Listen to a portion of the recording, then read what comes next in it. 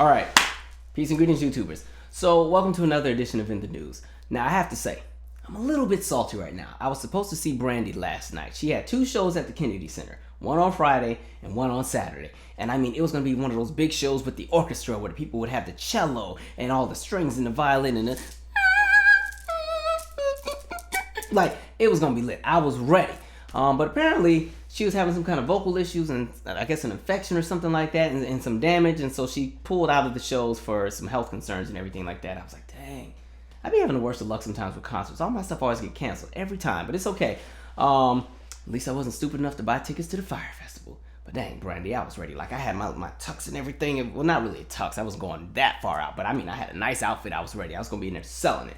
But anyway, it is what it is. Like I said, at least I wasn't stupid enough to buy tickets to the Fyre Festival. I don't know if you've seen either of those documentaries. One is on Hulu. One is on Netflix.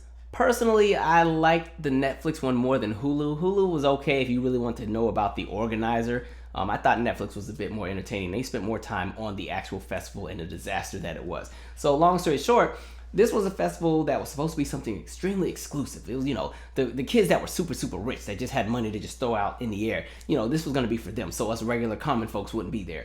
And so this was a festival that was supposed to take place in the Bahamas. It was going to be something super exclusive. They were going to be on the island that Escobar had owned privately or something like that. You know, the people could go swimming with the pigs, and they were going to get different villas. And mind you, tickets for this event ranged anywhere between like $40,000. Some were paying up to $250,000 to go to this thing. And I mean, it was going to be all kind of exclusive foods and, you know, all kind of crazy different things that they could be doing and everything like that. And then as I'm watching, you start seeing who the lineup is for the shows, and it's Blink 182, Major Lazer. I was like, $40,000 for Blink 182? No disrespect to Blink 182, but I ain't paid attention to them since I was in 7th grade. But okay, all right, $40,000. Long story short, whole thing is a sham.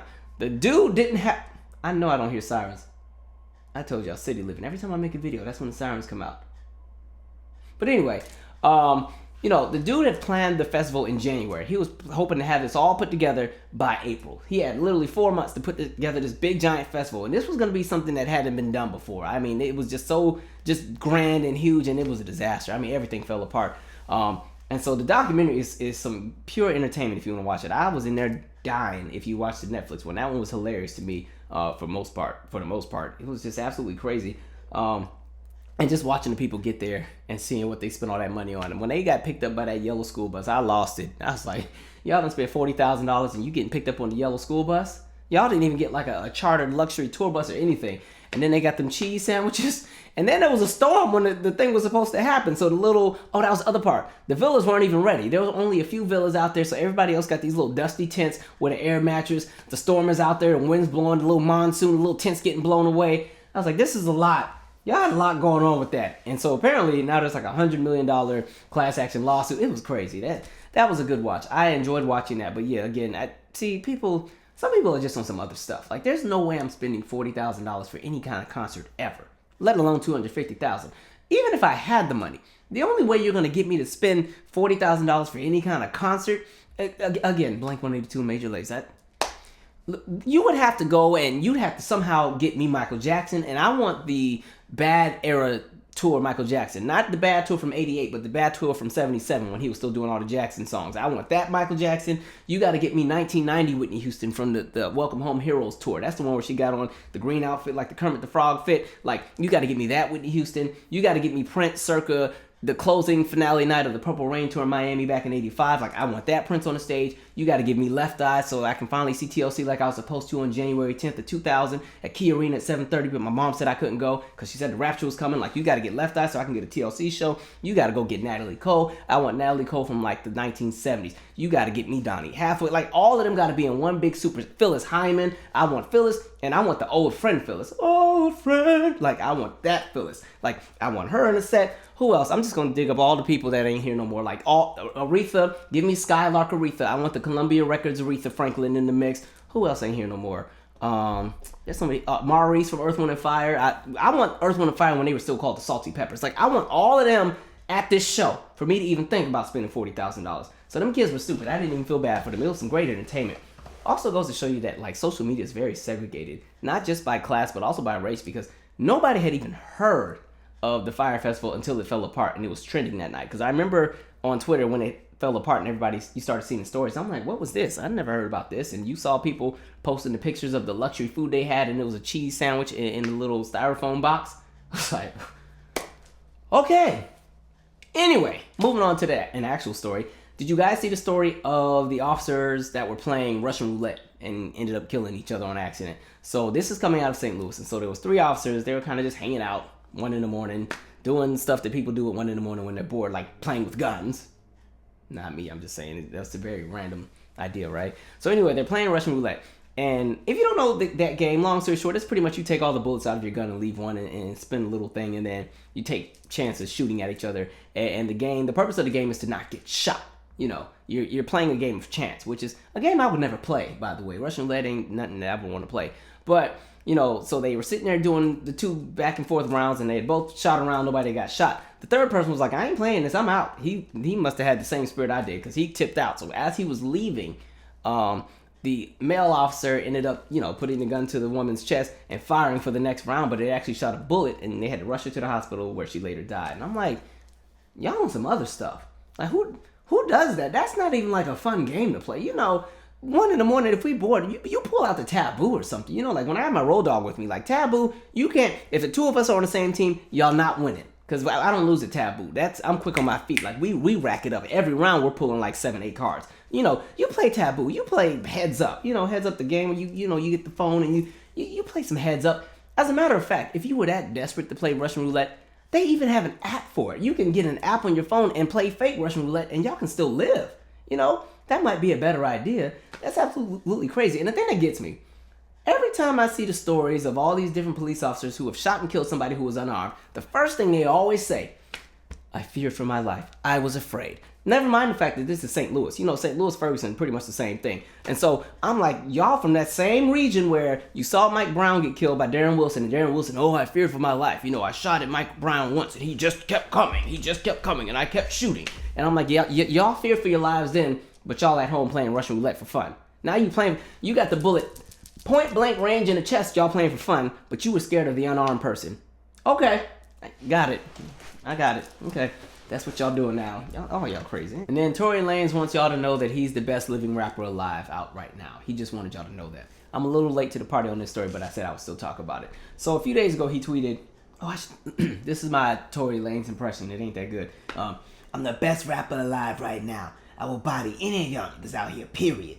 Don't tell me nothing about Cole or Pusha T either. Some of my favorite rappers. I gave them both an equal opportunity to go bar to bar with me, and they weren't ready. That sounded nothing like him. That sounded like Remy Ma, if anything. But, I'll say this. You know, I never looked at Tory Lanez as not a serious rapper, just because he to me is an all-around entertainer who can sing and rap. So and I think he's decent at both. So I never was like, he's like this superior lyricist in comparison to the peers. And again, music is subjective.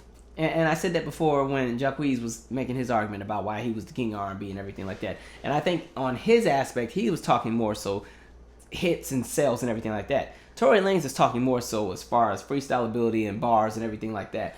So I do think the context is a little different for both. I say let the music speak. The people will give you those accolades if you're as great as you believe you are. And me personally, I don't see him as the greatest out right now, but you know, he's always kind of had that vibe anyway. I remember when he came out with the album that had Say It on it, you don't have to do more than just that album. He was in DC for like a radio promo. It was on 93.9. I remember I was listening to it on the way to work, and they were asking him, what does he want to be known for? And the first thing he said, I want people to know that I'm better than Drake. I'm better than Drake.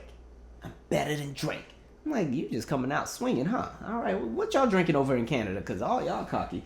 But anyway, we'll see what happens. Again, I don't know if I would put him as the greatest. And I mean, when he said that, everybody came out the woodworks, pissed off, ready to start, coming out with music. Folks you ain't even heard from in years came out the woodworks, ready to put in their 2 cents on that one. But, I think with hip-hop has that element of cockiness to it. That's just always been a vibe, especially in the 80s. when hip hop was really emerging, that's how you got on. Because everything was word of mouth. There wasn't social media for people to hear about you. You had to be the best of the best. So you had to go around and talk your trash. And really, you needed to have the music to back it up. And then on top of that, like when you folks would drop those mixtapes or the little tapes or the cassettes or everything like that, I mean, if you could get one of those tapes off the block from somebody who was selling it, and you had that notoriety and everybody knew who you were from word of mouth, then yeah, you definitely could make that claim. People would really rock with you. That was just the vibe that was there.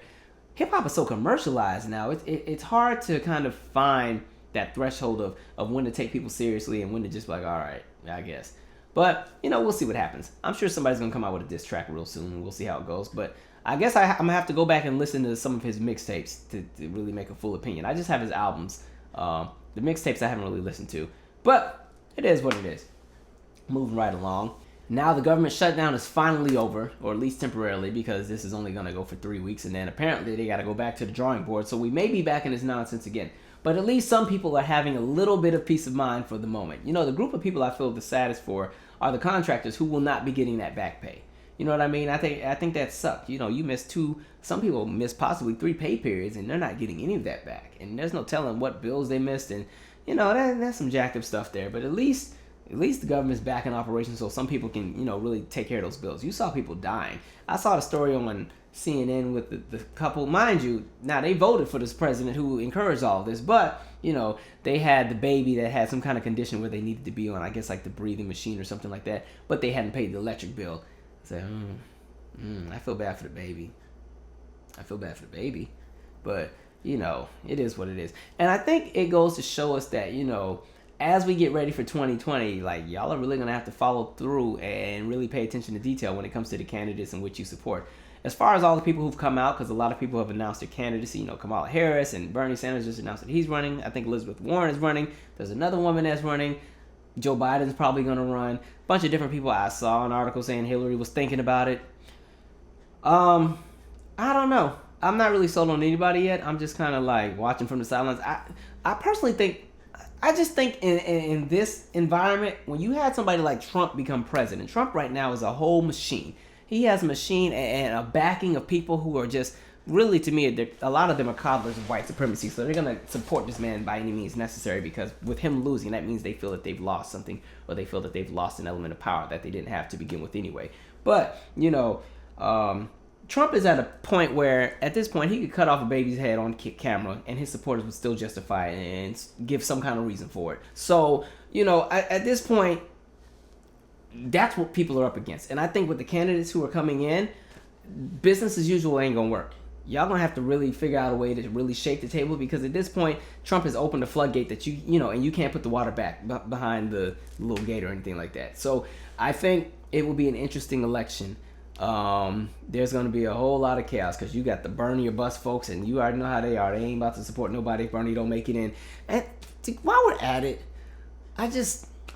I'm looking at some of these candidates, and I'm like, y'all are, and I said this before when we talked about Susan Collins, I'm like, some of y'all are in your 70s and you want to be president? I'm not going to knock you for wanting to be president, but dang, you had your whole life to do that. Why are you going to wait till you 10 steps away from the casket? 10 heartbeats away and a cold from the casket, now you want to be president. There's no guarantee you're going to even live to make it through 2 terms. I'm not trying to kill anybody off or tell people they can't do something because of their age, but dang, sometimes I think when you're at that age and you've been seasoned and you've lived, it's better to mentor somebody else who can come up and create a new legacy. Not to be rude, but you've already done your legacy. Your work is there, it has been there, and it's appreciated for whatever it is that you did. But dang, let some new people come up. I think that's why there's going to be some problems, especially in that Democratic side for 2020, because one, they already got a whole army of people. They're going to be fighting and clawing over who's right about what. It's going to be a mess. So we'll see. But speaking of the shutdown, you also saw it at the Golden State Warriors. You saw they skipped the White House and went to go visit Obama, because they were like, listen, we were going to go to the White House, but they don't even feed people over there, because look, Clemson went over there, had that McDonald's. I was like, oh, cold French fries. That's nasty. McDonald's fries, they get cold in like 2 minutes, and them things are nasty.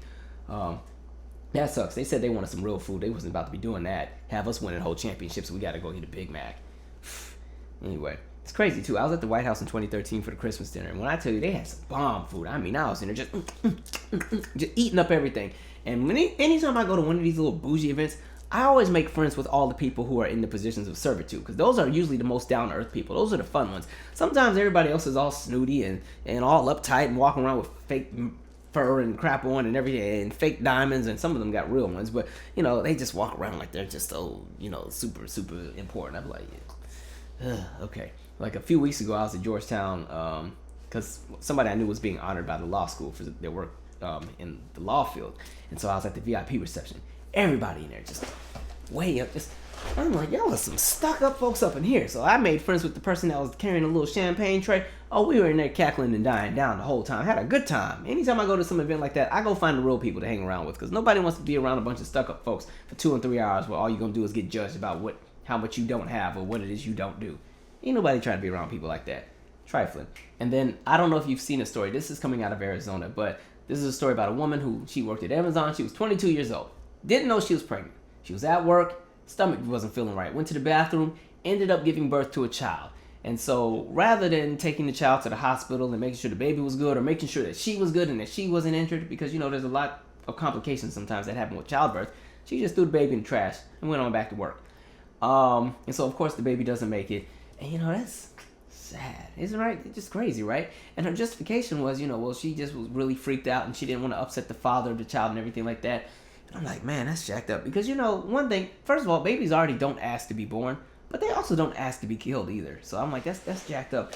And I'm trying to also remember that sometimes there are some extremities with childbirth where women do go through some serious postpartum, but it usually doesn't happen right after you give birth. So that poor baby.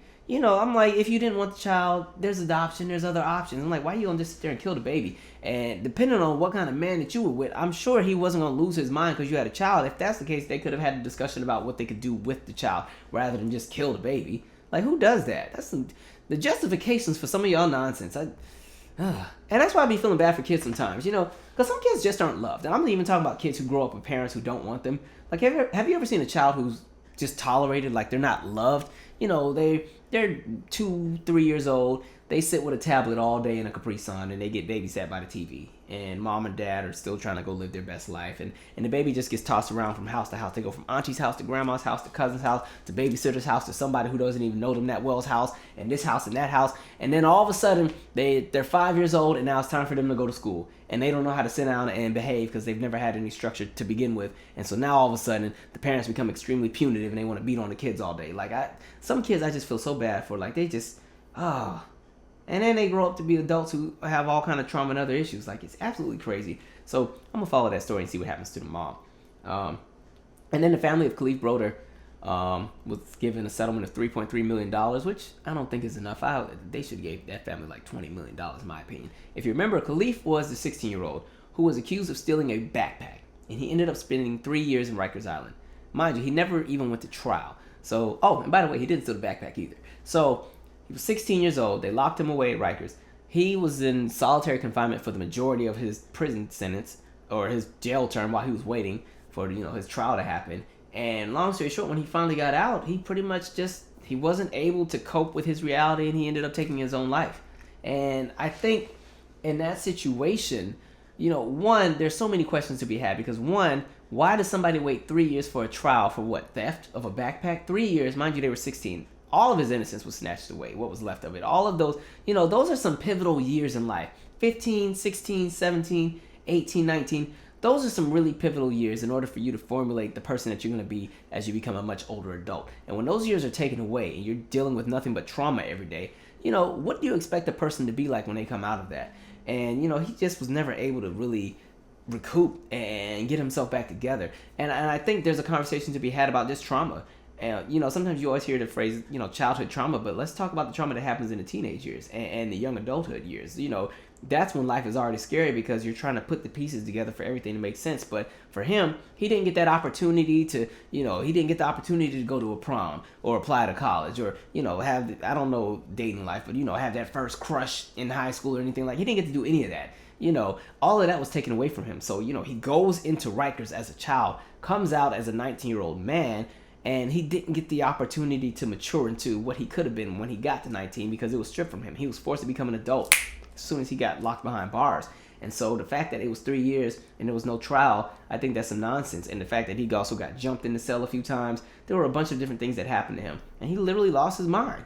And so I personally believe that family deserves more than $3.3 million. They need like 20. in my opinion. That's some jacked up stuff.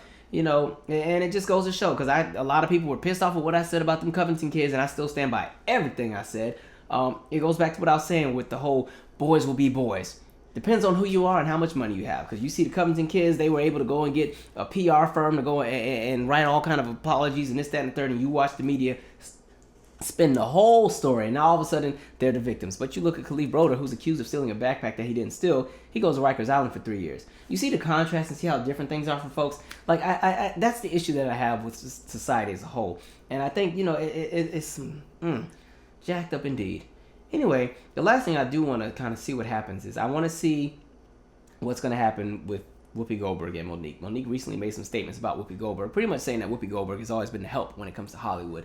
And this is in response to pretty much how Monique felt she was treated when she went on The View. You know that she asked everybody to boycott Netflix because they only wanted to give her $500,000 for a comedy special, and they wanted her to also spare the expenses for the production and everything like that. And then they also wanted to have like a 2-year, non-competitive little clause and everything like that, where she couldn't use different material or material from that special for like 2 years, some other crazy stuff. But she went on The View to talk about it and just talk about how she was blackballed by the industry as well, and started talking about, you know, stuff that happened with Lee Daniels and everything that happened with Precious. And Whoopi pretty much shut the whole conversation down before they could get to it. And Monique felt like, well, you know, this is, you know, years and years of things going on. Y'all gave me a segment of all of 2 or 3 minutes, and then you being Whoopi Goldberg, I thought you would have, you know, somewhat understood the lane I was coming from, and rather you shut me down and made me look even crazier. And so, you know, that's where those statements came from. And I was like, oh, they really cutting up now.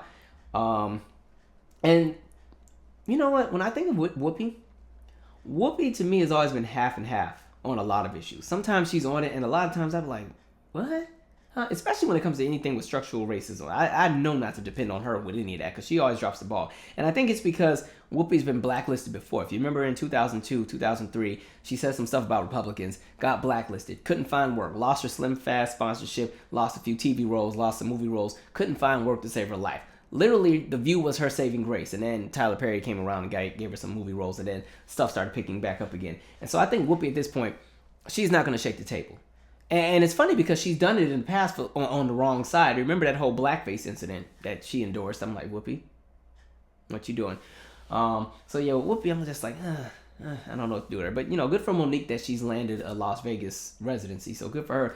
As far as Monique being the help, I agree to an extent. Did I say Monique? As far as Whoopi being the help, I agree to an extent, but then I also don't agree. Only because I think back to the movie Sarafina.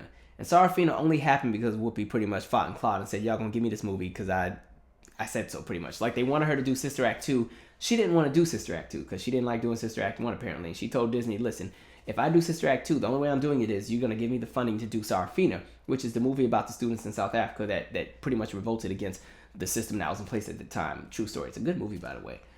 Came out in like 1993, 94. But anyway, we'll see where that goes. Anyway, I need to go to bed. It's been a really crazy week. I've been exhausted. That's why I didn't really do any videos last week. Like, I just was catching up on sleep. You know, it was that sleep where you go to sleep at like 6 o'clock and then take a nap. You take a nap at like 6 p.m. and wake up at 9 p.m. and sit there for another 2 hours. Like, am I going to get up? And then at that point, it's already 11. You're like, let me just go on back to bed. Let me just round it to bedtime hours. I'll try again tomorrow. That's where I was at this week. Anyway, I'm out. Subscribe.